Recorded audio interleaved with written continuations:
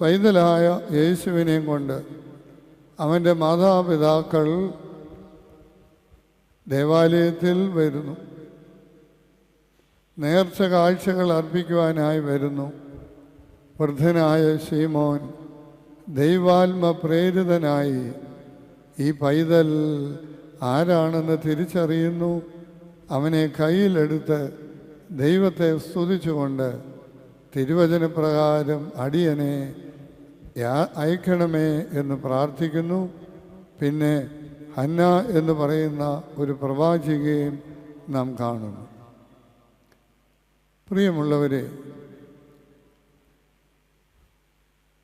അന്നത്തെ സാമൂഹിക സാമ്പത്തിക ചുറ്റുപാടിൽ വളരെ സാമ്പത്തിക പരിമിതികളുള്ള ഒരു കുടുംബമായിരുന്നു തിരുക്കുടുംബത്തിൻ്റേത്. കന്യകമറിയാമും ജോസഫും പൈതലായി യേശുവും അടങ്ങുന്ന ആ തിരുക്കുടുംബം ഒരുപാട് പരിമിതികളിൽ കൂടിയാണ് കടന്നുപോയത്. ലേവ്യ പുസ്തകം 12-ാം അധ്യായം അനുസരിച്ച് ശുദ്ധീകരണത്തിനുള്ള ഒരു കാലഘട്ടമുണ്ട്. ആ കാലഘട്ടം പൂർത്തിയായി കഴിയുമ്പോൾ ദേവാലയത്തിൽ കൊണ്ടുവരും. ഊനമറ്റ മേധസ്സുള്ള കുഞ്ഞാടിനെയാണ് കൊണ്ടുവരേണ്ടത്. പക്ഷേ കന്യകമറിയാമിനും ജോസഫിനും അതിന് നിവൃത്തിയില്ലാത്തവർക്കുള്ള ഓപ്ഷൻ 2 ചെങ്ങാലിയോ 2 പ്രാവിൻ കുഞ്ഞുങ്ങളെയോ ആണ്. സാമ്പത്തികമുള്ളവർ ഊനമറ്റ മേധസ്സുള്ള കുഞ്ഞാടിനെ കൊണ്ടുവരണം. നിവൃത്തിയില്ലാത്തവർക്കുള്ളത് മാത്രമേ ജോസഫിനും മറിയമ്മിനും പൈതലിനെയും കൊണ്ട് ദേവാലയത്തിൽ വരുമ്പോൾ അർപ്പിക്കുവാനായിട്ട് ഉണ്ടായിരുന്നുള്ളൂ. ഈ വേദഭാഗം നമ്മൾ നോക്കുമ്പോൾ 5 സ്ഥലത്ത് ഏതാണ്ട് 22 മുതൽ 39 വരെയുള്ള വാക്യങ്ങളിൽ 5 പ്രാവശ്യം ആവർത്തിച്ച് പറയുന്നൊരു കാര്യമുണ്ട്.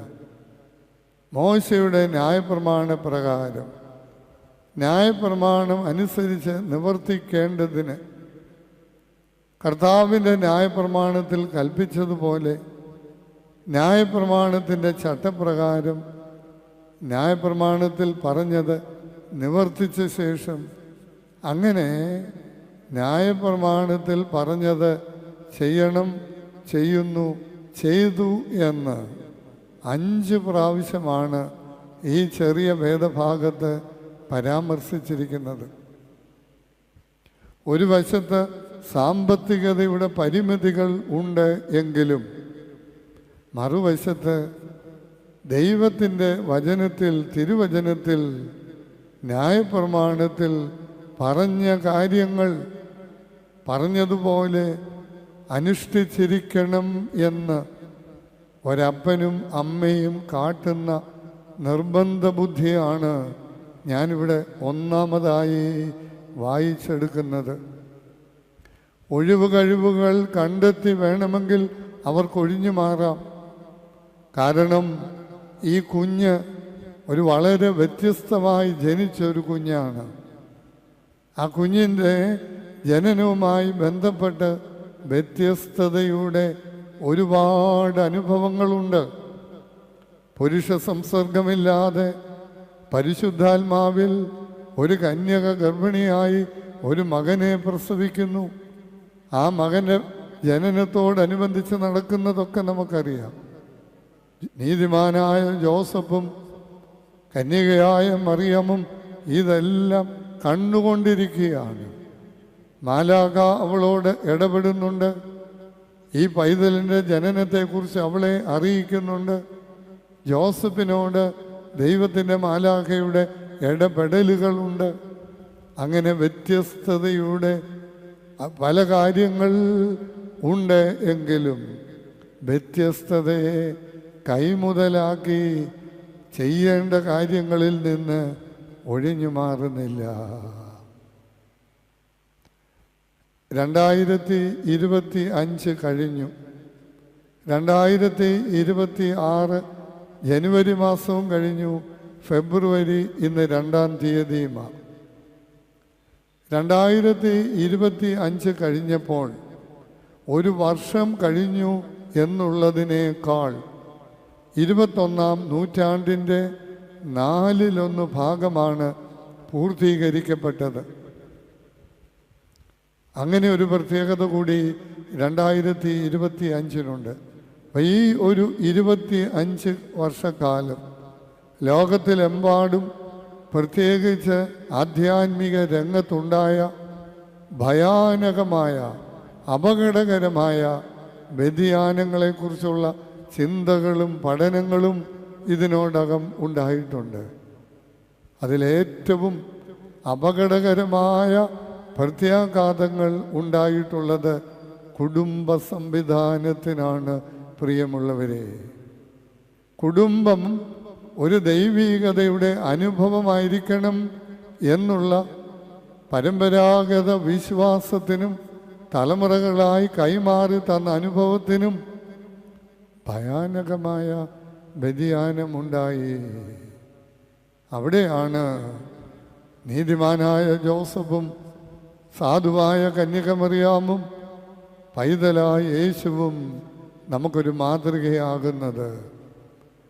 എല്ലാ ആത്മീക രംഗത്തും അലസതയും ഒരു മാന്ദ്യവും വ്യാപകമായിക്കൊണ്ടിരിക്കുക. ഇൻഡിഫറൻസ്, നിസ്സംഗത, പ്രാർത്ഥനയിലുള്ള നിസ്സംഗത, ആരാധനയിലുള്ള നിസ്സംഗത, ആത്മീക അനുഷ്ഠാനങ്ങളിലുള്ള നിസ്സംഗത. ഈ കഴിഞ്ഞ 25 വർഷം കൊണ്ട് അത് കൂടുതൽ ശക്തപ്പെടുകയായിരുന്നു. എങ്ങനെയൊക്കെ ഒഴിവ് കഴിവുകൾ കണ്ടെത്തി ഒഴിവാക്കാമെന്നോ ഒഴിഞ്ഞു മാറാമെന്നോ ഇന്നത്തെ സമൂഹം ചിന്തിക്കുന്ന സമയത്ത് ന്യായപ്രമാണത്തിൽ ദൈവത്തിൻ്റെ തിരുവചനത്തിൽ കൽപ്പിച്ചിരിക്കുന്ന അനുശാസിച്ചിരിക്കുന്ന കാര്യങ്ങളിൽ അണുവിട, ഞാൻ ആ വാക്കിന് 2 അല്ല 3 പ്രാവശ്യം അടിവരയിടാനായി ഞാൻ ആഗ്രഹിക്കുക. അതിന് അണുവിട വ്യതിയാനമോ വാട്ടമോ കോട്ടമോ കുറവോ വരുത്താതെ ശുഷ്കാന്തിയോടെ അനുഷ്ഠിക്കുന്ന ഒരു കുടുംബവും അതിന് മുൻകൈ എടുക്കുന്ന ഒരമ്മയും.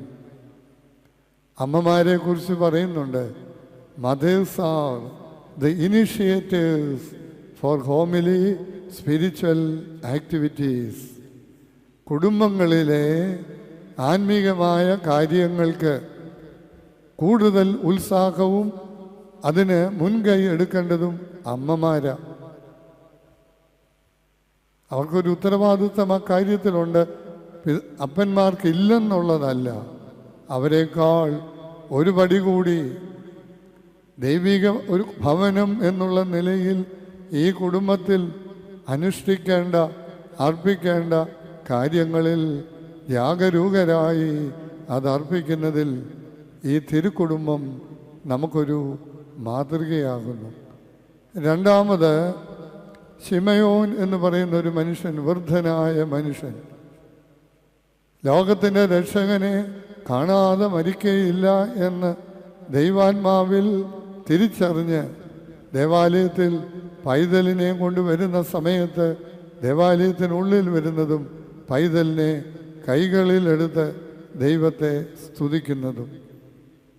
അവിടെ ശിമയോൻ്റെ ഒരു പ്രാർത്ഥനയുണ്ട്, തിരുവചനപ്രകാരം അടിയനെ ഇപ്പോൾ വിട്ടയക്കണമേ. ശിമോൻ്റെ ജീവിതവും നോക്കുമ്പോൾ തിരുവചനത്തോടൊരു ബന്ധം നമുക്ക് കാണാം. തിരുവചനപ്രകാരം എന്ന് എടുത്തു പറയുന്നുണ്ട്. ദീർഘകാലം ക്ഷമയോടെ കാത്തിരിക്കുക.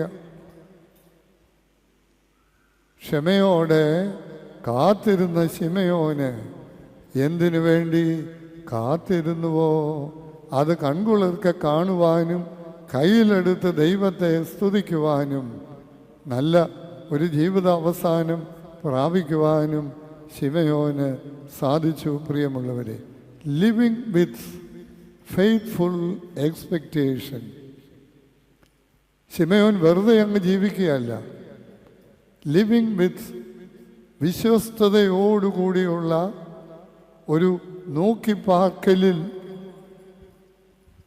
നമ്മൾ ഓരോ പ്രാവശ്യവും വിശ്വാസ പ്രമാണം ചൊല്ലുമ്പോഴും ഈ നോക്കിപ്പാർക്കലാണ് ഏറ്റു പറയുന്നത്. മരിച്ചുപോയവരുടെ ഉയർപ്പിനും, ബാക്കി പറയാമോ, വരുവാനിരിക്കുന്ന ലോകത്തിലെ പുതിയ ജീവനുമായി ഞങ്ങൾ നോക്കിപ്പാർക്കുന്നു. അതുകൊണ്ടാണ് സഭയെ കാത്തിരിപ്പിൻ്റെ സമൂഹമെന്ന് വിളിക്കുന്നത്. അനുദിന ജീവിത കാര്യങ്ങളിൽ മാത്രമല്ല, ഒരു വലിയ പ്രതീക്ഷയുടെ, പ്രത്യാശയുടെ സമൂഹം കൂടിയാണ്. മരിച്ചുപോയവരുടെ ഉയർപ്പിനും വരുവാനിരിക്കുന്ന ലോകത്തിലെ പുതിയ ജീവൻ. അത് ശീമോൻ്റെ ജീവിതം വ്യക്തമാക്കുന്നുണ്ട്. Living with faithful expectation. വിശ്വസ്തമായി പ്രതീക്ഷയോടെ ജീവിച്ച ഒരു മനുഷ്യനായിരുന്നു. പിതാക്കന്മാർ പഠിപ്പിക്കുന്നത് ഈ ലോകത്തിലെ ജീവിതം എന്ന് പറയുന്നത് it is a preparatory period for the life to come. വരുവാനിരിക്കുന്ന ലോകത്തിന് ഒരുങ്ങുവാനും അതിനുവേണ്ടി ശ്രദ്ധയോടെ ജാഗരൂകരായി കാത്തിരിക്കുവാനുമുള്ള കാലമാണ് ഈ ലോകത്തിലെ ജീവിതം. ശീമോൻ അവിടെ നമുക്ക് ഒരു ഉദാത്ത മാതൃകയായിരുന്നു.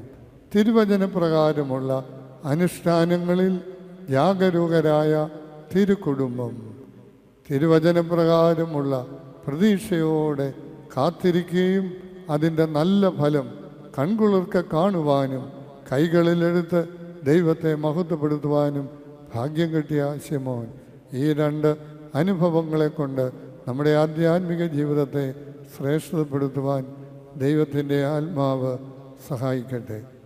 ഇന്ന് ഫെബ്രുവരി 2 സഭയിൽ ശ്ലീബാദാസ സമൂഹം സ്ഥാപിച്ച് 100 കണക്കിന് വിജാതിയരെ സഭയിൽ സ്വീകരിച്ച് അവരുടെ ഇടയനായിരുന്ന ഭാഗ്യസ്മർഹനായ പത്രോസ് മാർ റൊസാത്യോസ് തിരുമേനിയുടെ ഓർമ്മ ദിവസം കൂടിയാണ് പ്രത്യേകമായ ധൂപാർപ്പണവും നടത്തുന്നത്.